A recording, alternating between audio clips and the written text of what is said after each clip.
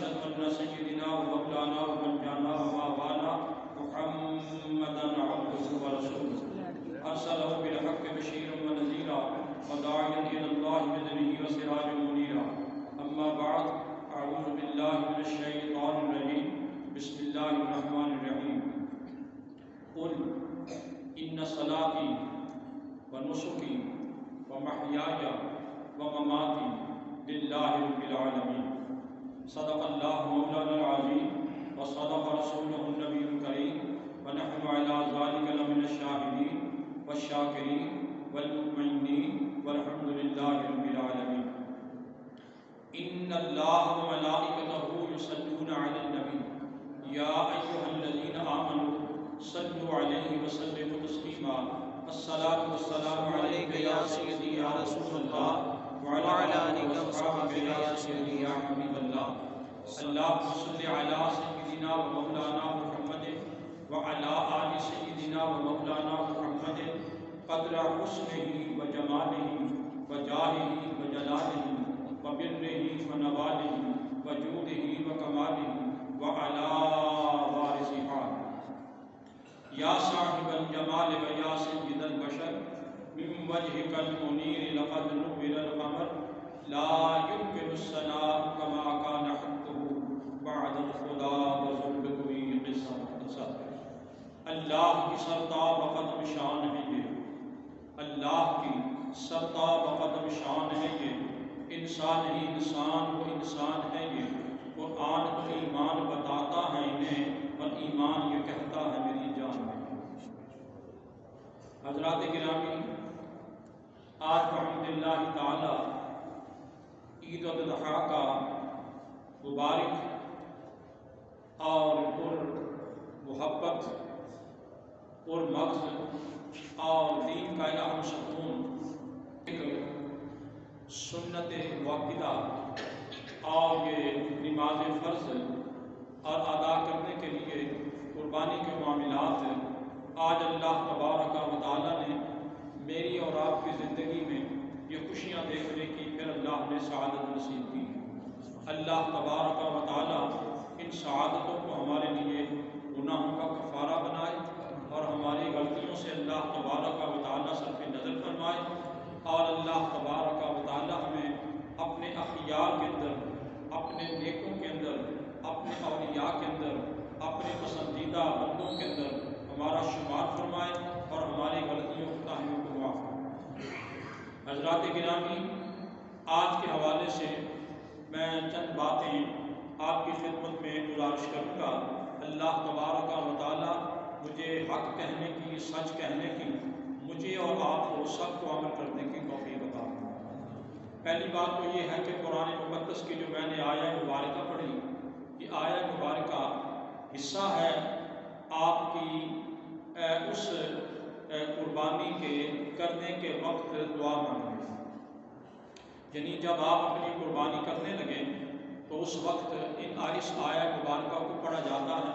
ہمارے نبی پاک علیہ السلام نے اسی آیہ مبارکہ کو پڑھ کر کے گویا کہ ذبیحہ فرمایا تھا.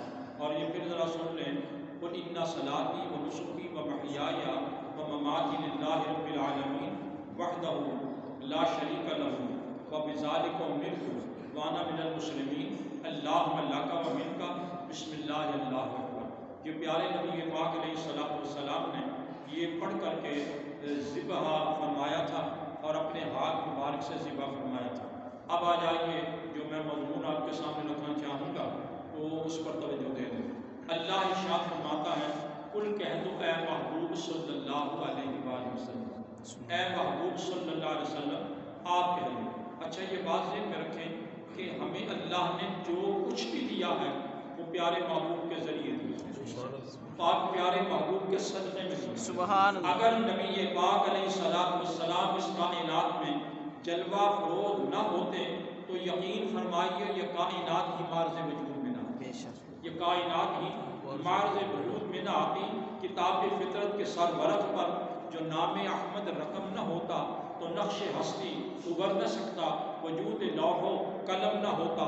یقین فرمائیے نہ آپ ہوتے نہ میں ہوتا، نہ آدم ہوتا، نہ آدمیت ہوتی، نہ زمین ہوتی، نہ آسمان ہوتا، نہ شمس ہوتا، نہ قمر ہوتا، نہ شجر ہوتا، نہ نباتات ہوتے، نہ مشرق ہوتا، نہ مغرب ہوتا، نہ شمال ہوتا، نہ جنوب ہوتا، یہ کائنات عرض وجود میں نہ آتی، یہ آب و بہار، یہ بارش کی محبت بھری بوندیں اور یہ بارش کا انداز اور یہ موسم کا انداز یہ ہمیں نصیب نہ ہوتا اگر وہ محبوب جلوہ فروز نہ ہوتے۔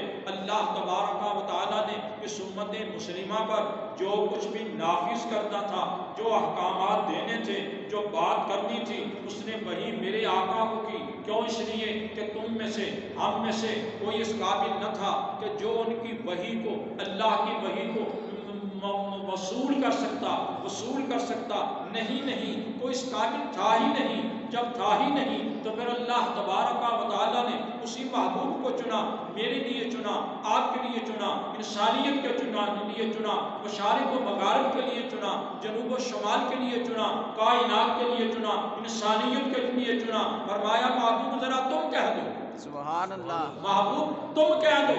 اگر ہم یہ کہیں کہ یا اللہ تم کیوں نہیں آتا، انہیں کہا تو اجی شکلہ ہے اس کا انہوں آکھا وہ تسی اس قابل ہو کہ میری گل تسی سن سکو۔ اور میں تے یار نے نال گل کرنا ایک بہانہ بنایا ہے، تے جے میں یار نال گل کرنا بنایا بہانہ بنایا تو تسی بھی یار نال گل نہ کرنا بہانہ بنا لو، سبحان اللہ، تسی بھی گل کرنا بنا لو۔ قل ان صلاتی و نسکی و محیایا، اے محبوب ذرا کہہ دو ان کو، سبحان اللہ، یا اللہ وہ خاطب کون ہے محبوب کے؟ فرمایا وہی ہیں جو ان کے سامنے رہتے ہیں، جو کبھی مکے میں ہوتے ہیں، کبھی مدینے میں ہوتے ہیں، کبھی وہ مشرق کے، کبھی وہ ریاض الجنہ کے اندر ہوتے ہیں، کبھی وہ حضور کی محراب میں ہو کر کے آپ کے سامنے ہوتے ہیں۔ یہی ہے جو مخاطب ہے۔ کون مخاطب ہے؟ ابو بکر صدیق مخاطب ہے، عمر فاروق مخاطب ہے، عثمان غنی مخاطب ہے، ابو ذر غفاری مخاطب ہے، قتادہ مخاطب ہے، مسعود مخاطب ہے، اشرف بشرا مخاطب ہے، علی حیدر کرار مخاطب ہے، یہ سب مخاطب ہیں۔ ان کو خطاب ہو رہا ہے، میرا نبی کہہ رہا ہے۔ پتہ یہ چلا کہ جن کو نبی کہتا ہے وہ نبی کے اتنے قریب ہیں کہ جو ان کے قریب ہوگا وہ اللہ کے قریب ہوگا، سبحان اللہ، بے شک، اور جو ان سے دور ہوگا ظاہر ہے وہ نبی سے بھی دور ہوگا، اللہ سے بھی دور ہوگا۔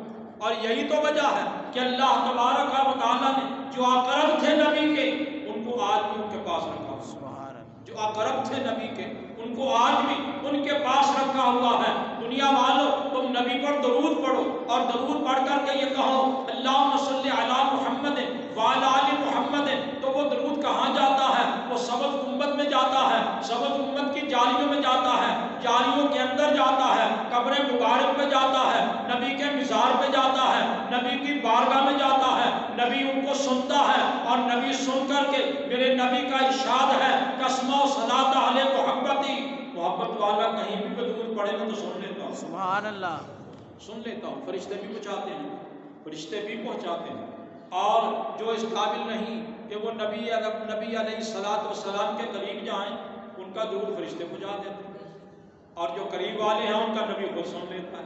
میرے عزیزوں کوشش کیا کرو کہ نبی کے قریب ہو جاؤ، نبی کے قریب ہو جاؤ، اپنے اعمال کے اندر، اپنے اخلاص کے اندر، اپنی محبت کے اندر نبی کے قریب ہو جاؤ، اور جتنا بھی تم قریب ہو جاؤ گے تمہارا مقام بلند ہو جائے گا۔ اس لیے تو کہا تھا نا علامہ اقبال رحمۃ اللہ تعالی علیہ نے، اس نے کہا تھا کہ دین، اس نے کہا تھا کہ محمد کی محبت دین حق کی شرط اول ہے، محمد کی محبت دین حق کی شرط اول ہے، اسی میں ہو اگر خامی تو سب کچھ نامکمل ہے، یہ سب کچھ نامکمل ہے۔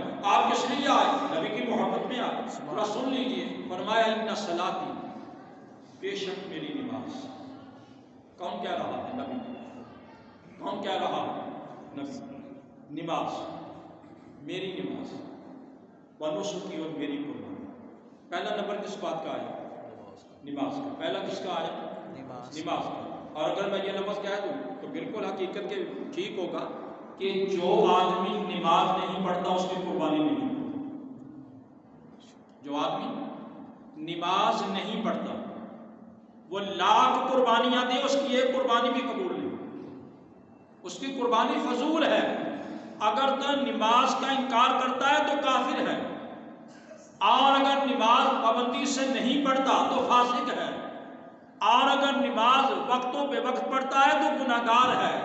لیکن نہ وہ مسجد میں جائے، نہ اذان کا خیال کرے، نہ 5 وقت کی نماز پڑھے، 2 لاکھ کا وہ بیڑا لے آئے، لوگوں کو دکھائیں، 5 لاکھ کا اونٹ لے آئے، لوگوں کو دکھائیں کہ یہ چودھری صاحب کر رہے ہیں، یہ شیر صاحب کر رہے ہیں، یہ ملک صاحب کر رہے ہیں، یہ چیمہ صاحب کر رہے ہیں، یہ چٹھا صاحب کر رہے ہیں، یہ سندھو صاحب کر رہے ہیں، یہ ملک صاحب کر رہے ہیں، یہ شیر صاحب کر رہے ہیں۔ خدا کی قسم تمہارے اس قربانی کی ایک اللہ کی بارگاہ میں گھاس کے قد ایک تنکے کے برابر بھی اس کی حیثیت نہیں، گھاس کے تنکے کے برابر بھی اس کی حیثیت نہیں۔ کیوں؟ اس لیے قربانی ہے واجب، سنت مؤکدہ، بعض نے واجب کہا، بعض نے سنت مؤکدہ کہا۔ تم نے واجب لوگوں کو دکھانے کے لیے، تم نے اپنی شو بنانے کے لیے، اپنی بڑھائی اپنی بڑوں بنانے کے لیے تم نے قربانی کا جانور جو ہے وہ تو محلے میں پھیر دیا، گلیوں بازاروں میں پھیر دیا اور لوگوں کو دکھا لیا، لیکن جب مؤذن آج صبح کی اذان کہے تو تم کہاں ہو؟ ظہر کی اذان کہے تم کہاں ہو؟ عصر کی اذان کہے تم کہاں ہو؟ مغرب کی اذان کہے تم کہاں ہو؟ عشاء کی اذان کہے تم کہاں ہو؟ اور وہ کہے کہ آؤ حی علی الفلاح، حی علی الصلاح پہلے کہیں کہ نماز کی طرف آؤ، پھر کہے آؤ حی علی الفلاح کامیابی کی طرف آؤ، اور تم منہ پھیر کر کے تمہیں اس کا احساس نہ ہو، یہ تمہاری قربانی کس کا ہے؟ وہ تو 5 وقت اللہ کی بارگاہ میں سجدہ ریز نہیں ہو سکتا، تو وضو نہیں کر سکتا، تو نماز نہیں پڑھ سکتا، تو قربانی کس کھاتے میں دے رہا؟ قربانی تو کس کھاتے میں دے رہا؟ 1 نمبر۔ دوسرے نمبر پر یہ ہے کہ کیا تمہارا پیسہ حلال کا ہے؟ کہیں یہ سود کا پیسہ تو نہیں، کہیں یہ بیاج کا پیسہ تو نہیں، کہیں یہ رشوت کا پیسہ تو نہیں، کسی یہ مظلوم کا چھینا ہوا پیسہ تو نہیں، کسی کا حق مارا ہوا تو نہیں، اور یہ مال جو تمہارا ہے کیا یہ حلال کا ہے؟ اگر حرام کا ہے تو پھر بھی تمہاری کوئی حیثیت نہیں۔ اگر حرام کا پیسہ ہے اور تم قربانی دے رہے ہو تو قربانی حرام کے مال کی دے رہے ہو، تو یہ کیا قربانی؟ یہ حرام ہے، یہ حرام جو ہے یہ مال حرام بجائے حرام رفت پھر وہیں جائے گا جہاں اسے جانا چاہیے، یہ فضول ہے تمہارا۔ نمبر 1 تو رزق حلال ہو، نمبر 1 رزق حلال ہو، نمبر 2 صدقے مقال ہو، نمبر 2 صدقے مقال ہو، سچ ہو زبان کا، جھوٹ نہ ہو، فراڈ نہ ہو، اور غیبت نہ ہو، چغلی نہ ہو۔ یہ تو تم 2-2.5 لاکھ کا یا 15-20 ہزار کا یا 40-50 ہزار کا جو جانور تو قربان کر رہے ہو، لیکن یہ بتاؤ کہ تم نے اپنے اندر کا معاملہ بھی قربان کیا، غیبت نکالی اندر سے، چغلی نکالی اندر سے، بکواس نکالی اندر سے، اناد نکالا اندر سے، حسد نکالا اندر سے، بغض نکالا اندر سے۔ اگر تم حسد نہیں نکال سکتے، بغض نہیں نکال سکتے، دشمنی نہیں نکال سکتے، مسلمان کو نقصان دیتے ہو، اس کے خلاف بکواس کرتے ہو، اسے برا بھلا کہتے ہو، اس پر الزام لگاتے ہو، اور تمہارے اندر جو ہے وہ بڑھائی ہے کہ میں نمبردار ہوں، میں چودھری ہوں، میں مالدار ہوں، میں سرمایہ دار ہوں، میں جسے چاہوں جو چاہوں لتاڑتا چلا جاؤں، اور تمہارا پیسہ کسی یتیم کے کام نہ آئے، کسی بیوہ کے کام نہ آئے، کسی بے بس کے کام نہ آئے، کسی مظلوم کے کام نہ آئے، کسی بیوہ کے کام نہ آئے، کسی گویا کے مظلوم کے کام نہ آئے، کسی مسافر کے کام نہ آئے، کسی یتیم کے کام نہ آئے، اور تمہارا یہ پیسہ کسی گویا کے راہ گیر کے کام نہ آئے، کسی قیدی کے کام نہ آئے، کسی جیل والے کے کام نہ آئے، اور کسی حاجت مند کے کام میں نہ آئے، لیکن تم دکھاوے کا ایک قربانی کر دو، تو یہ تمہاری قربانی کی کیا سی ہے؟ کوئی قربانی نہیں ہے تمہاری۔ اور اس قربانی پر نظر ثانی کرو۔ قربانی کا معنی یہ نہیں کہ 40-50 ہزار کا بکرا تم نے دے لیا، لیکن اپنے اندر سے حسد نکالو، حسد کی قربانی دو، بغض کی قربانی دو، غیبت کی قربانی دو، اور یہ برا بھلا کہنے کی قربانی دو۔ اگر تمہاری زبان صحیح نہیں ہوتی، کوئی تمہاری قربانی نہیں۔ میرے نبی نے فرمایا، ارشاد ہوا نبی پاک علیہ السلام کا، فرمایا دو چیزوں کی حفاظت کی ذمہ داری تم دے دو، میں جنت کی تمہیں بشارت دے دوں، جنت کی تمہیں۔ نبی پاک علیہ السلام کا ارشاد ہے، بخاری کی حدیث ہے، مسلم کی حدیث ہے۔ پوچھا گیا حضور وہ کیا ہے؟ فرمایا جو دو جبڑوں کے درمیان ہے، جو دو جبڑوں کے درمیان ہے، اور جو دو گویا کہ رانوں کے درمیان ہے، یعنی شرمگاہ کی حفاظت تم کرو، اور یہ دو جبڑوں کے درمیان کیا ہے؟ یہ زبان ہے، زبان کی حفاظت تم کرو، اور زبان کی حفاظت کرو، اور یہ شرمگاہ کی حفاظت کرو۔ فرمایا زنا نہ کرو، فحشی و بدماشی نہ کرو، زبان سے بک بک نہ کرو۔ نبی پاک علیہ السلام نے فرمایا من سکت فنجا، جس نے اپنی زبان کو خاموش رکھا وہ نجات پا گیا، جس نے زبان کو خاموش رکھا وہ نجات پا گیا۔ نبی پاک علیہ السلام کی بارگاہ میں ایک جوان آیا، صحابی تھا، وہ آ کر کہنے لگا حضور مجھے کوئی ارشاد تو فرمائیں۔ آپ نے فرمایا غصہ نہ کیا کر، لا تغضب۔ وہ صحابی پھر پوچھنے لگا کہ حضور مجھے کوئی نصیحت تو کریں، فرمایا لا تغضب، غصہ نہ کیا کر۔ پھر تیسری بار اس نے پوچھا، فرمایا لا تغضب۔ اب ذرا اندازہ تو لگائیے کہ ہم نے معاشرے کے اندر اپنے معاشرے کو کتنا مسلمان کیا ہے، اپنی ذات کو کتنا مسلمان کیا ہے۔ اگر ہم اپنے 5 فٹ کے وجود کے اندر، 5.5 فٹ کے وجود کے اندر، 6 فٹ کے وجود کے اندر، اپنے جسم کے اندر ہم گویا کہ ان خیالات کی اور ان فاسد خیالات کی قربانی نہیں دے سکتے تو بکرے چھترے کی کوئی قربانی نہیں، گائے کی کوئی قربانی نہیں ہے، اونٹ کی کوئی قربانی نہیں ہے۔ قربانی کا معنی یہ تھا کہ عید الاضحیٰ کے دن جاؤ اچھے کپڑے پہن کر جاؤ، خوشبو لگا کر کے جاؤ، اللہ کا نام لیتے ہوئے جاؤ، اللہ اکبر اللہ اکبر، لا الہ الا اللہ واللہ اکبر، اللہ اکبر وللہ الحمد کی صدائیں بلند کرتے جاؤ، لیکن کس انداز میں کرتے جاؤ؟ زبان تمہاری اللہ کا نام لے رہی ہو، اندر سے شیطان باہر نکل رہا ہو، اندر سے شیطان باہر نکل رہا ہو، لیکن اگر اللہ کا نام بھی زبان پر ہو پھر وہی بات ہوگی نا جو اکبر الہآبادی نے کہی تھی۔ وہ کہتا ہے جو سر بسجدہ ہوا کبھی، جو سر بسجدہ ہوا کبھی تو زمین سے آنے لگی صدا، تیرا دل تو ہے صنم آشنا تجھے کیا ملے گا نماز میں، تیرا دل تو ہے صنم آشنا تجھے کیا ملے گا نماز میں۔ اور آج ہماری حالت یہ ہے بقول اکبر الہآبادی کے، وہ کہتا ہے کہ کعبہ کا حج بھی ہو اور گنگا کا ہو اشنان بھی، کعبہ کا حج بھی ہو اور گنگا کا ہو اشنان بھی، راضی رہے رحمان بھی اور خوش رہے شیطان بھی۔ جی کعبہ کا حج بھی ہو اور گنگا کا ہو اشنان بھی، راضی رہے رحمان بھی اور خوش رہے شیطان بھی۔ اگر ہماری یہ پوزیشن ہے تو یقین فرمائیے ہماری قربانی کی کوئی پوزیشن نہیں۔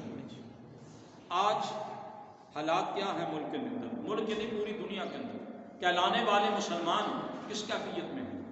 جی آج مکے کی پوزیشن یہ ہے کہ جہاں پر 40 لاکھ آدمی تو حج کیا کرتا تھا، جہاں 40 لاکھ آدمی 35 لاکھ آدمی حج کیا کرتا تھا، آج کتنے آدمی حج کے لیے ہیں؟ اور وہ بھی سرکاری طور پر، عام آدمی کو اجازت نہیں ہے خانہ کعبہ میں داخل ہونے کی۔ یہ ساڈا قصور نہیں کہ تو ہم پکھے نہیں پہ چل دیں، یہ وابڈا والے نو دعا دیو، عید والے دن تو بہت ہی دعا دینی چاہیے ہے۔ جی ساڈے ملک کا نظام یہ ہو جائے کہ جدوں ضرورت ہوئے وہ تو ساڈا حال پیڑا ہوتا ہے، تو تسی وہدے ہو کدی حافظ صاحب وال، کدی نورانی صاحب وال، کدی میرے وال، پکے کیوں نہیں چلاندے؟ پکے ساں جڑے نے کوئی تھوک نال چلانے، یہ چلانے تادی نے جو کوئی چلن والے تیار نہیں، اور ہم تو مائی بکرم ہیں، کوئی سائل ہی نہیں، راہ بتلائیں کسے، راہ رب منزل ہی نہیں، ہم تو بتانے کے لیے تیار ہیں، لیکن پوچھو تو صحیح فاسألوا اہل الذکر ان کنتم لا تعلمون، فاسألوا اہل الذکر ان کنتم لا تعلمون، فاسألوا اہل الذکر ان کنتم لا تعلمون۔ فرمایا کہ پوچھو ان سے، اہل علم سے پوچھا کرو اگر تم نہیں جانتے، پوچھو پوچھو۔ علم والوں کا مقام بہت بلند ہے، علم والوں کا مقام بہت بلند ہے۔ کون علم والے؟ جو عمل والے بھی ہیں، علم والے وہ جو عمل والے بھی ہیں۔ چھڑو انہوں نے تسی اپنا دھیان کرو، تو جو علم والے ہیں صاحب عمل بھی ہوں اور ان کا کریکٹر بھی صحیح ہو، ان کا کردار بھی صحیح ہو، اور جو آدمی اپنی اولاد کی قربانی نہیں دے سکتا وہ ابراہیم علیہ السلام کا نام کیسے لا سکتا ہے؟ اگر اولاد غلط ہے تو عرف غلط کی طرح اسے ختم کر دو۔ ابراہیم علیہ السلام نے کیا کیا؟ آپ نے اپنے بیٹے سے مشورہ کیا کہ بیٹا انی اذبحک انی ارا فی المنام انی اذبحک فانظر ماذا تری، بیٹا میں نے دیکھا ہے خواب کے اندر کہ میرے رب نے مجھے قربانی کا حکم دیا، لیکن قربانی گائے کی نہیں، اونٹ کی نہیں، بکرے چھترے کی نہیں، دبے کی نہیں، تیری قربانی فانظر ماذا تری۔ اب تیرا کیا خیال ہے؟ تو اپنا مشورہ مجھے بتا کہ تو کیا چاہتا ہے؟ سبحان اللہ۔ تو بتا کیا چاہتا ہے؟ سبحان اگر آج کا بیٹا ہوتا، ناراض نہ ہونا، کیا کہتا ہے؟ پاویں میرا ہوگا پاویں تہاڈا ہوگا، سمجھان دی گل۔ انہیں کہا پیو چھڈ، جڑی جائیداد دی رکھی ہے نا مینوں دے، تو چھٹی کر۔ میں ہو جا ماں پیو ویکھے نے جنہاں بیچاریاں نے اولاداں نوں سب کچھ دے چھڑیا نا، تو انہوں کو پانی نہیں پوچھتا، اولڈ ہوم چلے جاندے ہیں۔ جی اولڈ ہوم بھی جگہ کو نہیں لبھی تو ترستے رہتے ہیں، تے فٹ پاتھاں تے پے ہوندے نے، روندے نے جمن والے نوں کسی کس مصیبت میں پھنس گئے۔ جی آج حالات یہ ہیں، وہ کہا تھا، مجھے نہیں یاد کس نے کہا، شاید اکبر العبادی نے کہا کہ ہم ایسی کتابیں قابل ضبطی سمجھتے ہیں، ہم ایسی کتابیں قابل ضبطی سمجھتے ہیں کہ جن کے پڑھنے سے بچے باپ کو خبطی سمجھتے ہیں، کہ جن کے پڑھنے سے بچے باپ کو خبطی سمجھتے ہیں۔ آج اکثریت نوجوانوں کی یہ ہے، آندھے نے پیو ساڈا پاگل ہے، پیو ساڈا بے وقوف ہے، پیو ساڈا نالائق ہے، ساڈے پیو نوں پتہ ہی کوئی نہیں۔ جی وہ باپ جو ایک بات ذہن میں رکھو، خدا کی قسم کھا کے کہتا ہوں، میرے نبی علیہ السلام کا فرمانا ہے، جو آدمی باپ کا راندہ درگاہ ہے اس کی کوئی عبادت قبول نہیں، اس کی کوئی عبادت قبول نہیں اللہ کی بارگاہ کے اندر۔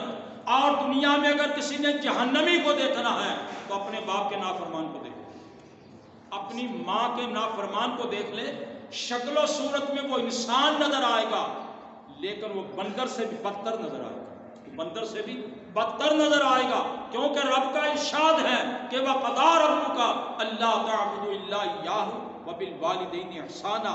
اللہ نے فیصلہ کر دیا اس بات کا کہ اللہ کے سوا کسی کی عبادت نہ کی جائے، اللہ کے سوا کسی کی عبادت نہ کی جائے، اور والدین کا احسان مانا جائے، والدین کا احسان مانا جائے، یعنی والدین کا اتنا احسان مانا جائے کہ اللہ کی بارگاہ میں عرض قرض کرے وَارْحَمْهُمَا كَمَا رَبَّيَانِي صَغِيرًا، اے اللہ ان پر مہربانی فرما جیسے یہ چھٹپنے کے اندر، بچپنے کے اندر مجھ پر مہربانی کرتے ہیں۔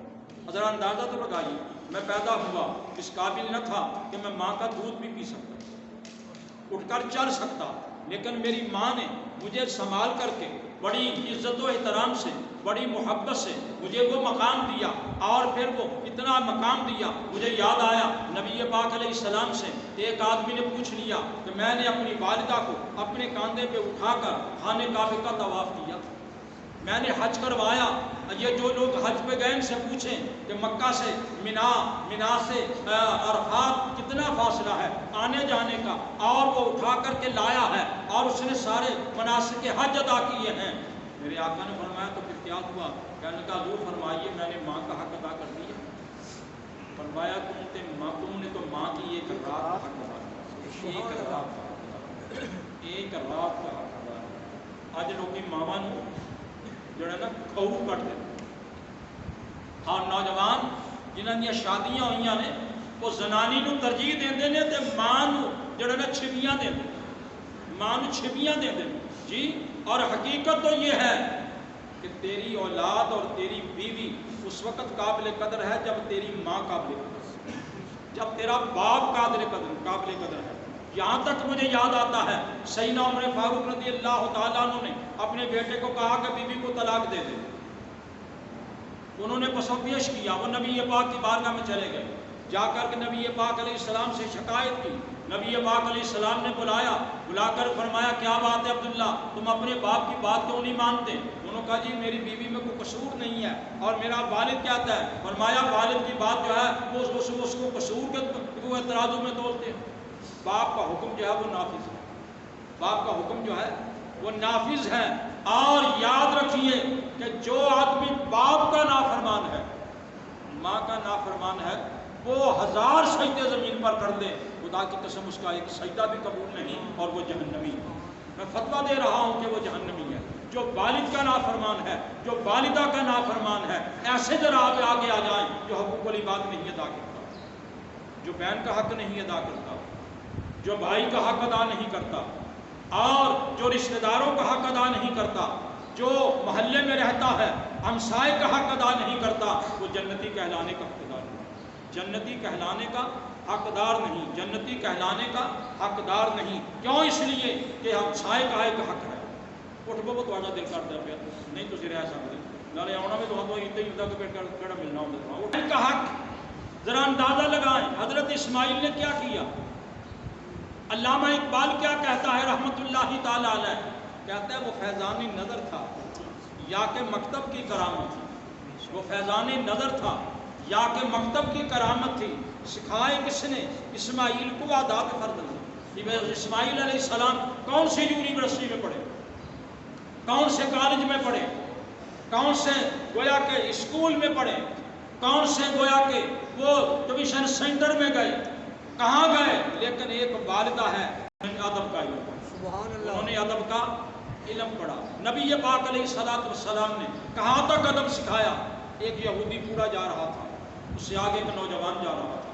نبی پاک علیہ السلام نے نوجوان کو کھڑا کیا، فرمایا پیچھے ہو جاؤ. ان کا حضور یہ تو یہودی ہے. فرمایا انسان تو ہے، اس کا ادب ضروری ہے. تم سے بڑا پڑھے کہ آگے چلنا یہ بھی شریعت کے خلاف، اس کا ادب ضروری ہے، خواہ وہ واقف ہے یا نا واقف ہے. جب اللہ ارشاد فرماتا ہے ان اللہ، اللہ کا محبوب کہتا ہے ان اللہ یستحیی من شیب المسلم، اللہ تعالیٰ سفید بالوں کی حیا کرتا ہے. اللہ تبارک و تعالیٰ سفید بالوں کی حیا کرتا ہے. بلکہ یہاں تک حدیث آتی ہے کہ جب وہ داڑھی والا سفید بالوں والا مسلمان قبر میں جائے گا تو قبر کے فرشتے بھی اسے حیا کریں گے. سبحان اللہ. قبر کے فرشتے بھی اسے حیا کریں گے. حضرت اندازہ تو لگائیے ابراہیم علیہ السلام نے ایک قربانی کی طرح دی، ایک انہوں نے پروگرام دیا، لیکن یہ امتوں کے لیے نہیں تھا. یہ ان کی محبت کا ایک انداز تھا جو اللہ کے ساتھ، جو اللہ کے ساتھ تھی. لیکن اللہ تبارک و تعالیٰ کو وہ ادا اتنی پسند آئی، اتنی ادا پسند آئی، فرمایا وَتَرَكْنَاهُ فِي الْآخِرِينَ، فرمایا ہم تمہارا ذکر جو ہے وہ بعد میں قیامت تک رکھیں گے. تمہارا ذکر جو ہے قیامت تک رکھے تھے. تم نے اپنی وفا کا انداز اختیار کرتے ہوئے تم نے اپنے بیٹے کو فدا کرنے کا تو اپنا انتہا کر دی، اور میں اپنی محبت کا ادا کرتے ہوئے تو یہ قیامت تک زندہ ہو. قیامت تک. اچھا ایک بات اور بھی سن لیں، ہم مر جاتے ہیں، مرنا ہے سب نے، میں نے بھی مرنا ہے. جو مر گئے ہیں ان کا بھی ذکر آپ کے سامنے ہے. لیکن یہ اندازہ تو لگائیے اگر اعمال نیک ہیں تو مرنے کے بعد انسان زندہ رہتا ہے، اور اگر اعمال برے ہیں تو آدمی زندہ بھی مرا ہوا ہوتا ہے. اور خیر کن فلاں غنیمت شمار عمر، علامہ سعدی کہتے ہیں رحمت اللہ تعالی علیہ، خیر کن ہے فلاں غنیمت شمار عمر زام بیشتر کے بانگ برآید فلاں نما. کہتے ہیں کہ اس بات پر ذرا خیال کر، غنیمت شمار کر اپنی عمر کو، اور نیکی اس انداز کی کر کہ جب مرنے کے بعد یہ آواز آئے فلاں نہیں رہا، تیرے اعمال باقی رہ جائیں، تیرے اعمال باقی رہ جائیں. یہ بات ذہن میں رکھو کہ یہ دنیا کی دولت جو تجوریوں کے اندر ہے، جو بینکوں کے اندر ہے، جو تمہاری گویا کہ کوٹھیوں اور کاروں کی شکل میں ہے، جو تمہارے محلات کی شکل میں ہے، یہ تمہیں جنت میں نہیں پہنچائے گی، تمہیں قبر میں چھٹکارا نہیں دلائے گی، برزخ میں تمہارے کام نہیں آئے گی اگر کسی نیک آدمی کے کام نہیں. اگر تمہارا پیسہ مسجد پہ لگے تو تمہارا صدقہ جاریہ، تمہارا پیسہ مسجد پہ لگے تو صدقہ جاریہ ہے. تمہارا پیسہ جو ہے وہ غرباء و مساکین پہ لگے تو صدقہ جاریہ ہے، علم کے پھیلانے میں لگے تو صدقہ جاریہ ہے، اور صاحب علم کی خدمت کرنا یہ صدقہ جاریہ ہے، اور یہ تمہیں فائدہ دے گا۔ لیکن وہ دجا وہ کیا کرے گا؟ وہ اللہ میں آپ کی اولاد اڑا دے گی آپ کی اولاد۔ بہرحال میں یہ کہنا چاہوں گا کہ اللہ کا فرمان ہے قُلْ إِنَّ صَلَاتِي وَنُسُكِي، کہہ دو ہے محبوب صلی اللہ علیہ وسلم یہ میری نماز، یہ میری نماز۔ ذرا نبی کہتا ہے اپنی نماز، میری تیری نماز کیا ہے؟ نبی کی معراج تو صلاۃ و معراج المومنین ہے۔ سبحان اللہ۔ میرا نبی تو اس وقت تک سجدہ نہیں کرتا تا وقت کہ اللہ تبارک و تعالیٰ کی زیارت نہ کرتا۔ سبحان اللہ۔ جی، اور بعض اولیاء اللہ بھی ایسے ہیں کہ جنہیں وہ فیضان مل جاتا ہے، لیکن ذرا اپنی اندازہ تو لگائیں۔ لیکن یہاں ایک بات ذہن میں رکھیں، ہمارے سیدی اگر کہ اس مقام پہ نہیں، لیکن کہا خوب حافظ شیرازی نے، وہ کہتا ہے کہ حافظ دعا کردن تو حافظ، وہ مجھے شعر بھول گیا نام شیں، حافظ شیرازی رحمۃ اللہ علیہ کا، حافظ وظیفہ ہے تو دعا کردن اس تو بس، حافظ وظیفہ ہے تو دعا کردن اس تو بس، در بندے عام باش نہ شنید یا شنید۔ حافظ تیرا کام ہے اللہ کی بارگاہ میں گڑ گڑانا، اللہ کی بارگاہ میں سجدہ ریز ہونا، اللہ کی بارگاہ میں التجائیں کرنا، اس بات میں نہ پڑھ کہ وہ سنتا ہے یا نہیں سنتا، لیکن یہ بات حقیقت ہے، اللہ کہتا ہے کہ میں سنتا ہوں۔